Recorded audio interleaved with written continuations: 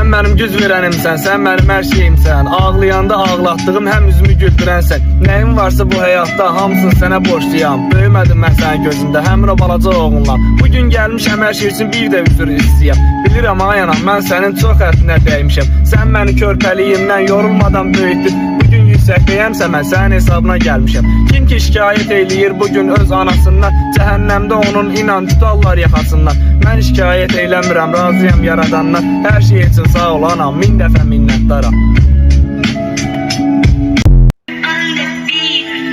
Sənə ürək sözüm var idi, qoymadın ki tamamlayayım. Xoşuna gəlir hər gecə mən yuxularımda sayıqlayım. İzini görüm deyə gəldim, oxuduğun o yerə qədər. Sözlərin çatdı qulağıma, eybi yoxdur, başa saydım. Yanına gəlirdim sənin, sən gəzirdin məndən ayrı. Mən səni çox sevirdim axı, ey könlümün gözəl yarı. Sən mənim mənzərəm idin, mənzərəmi aldın məndən. Hamıya kömək olan Tanrı uzaq saldı səni məndən.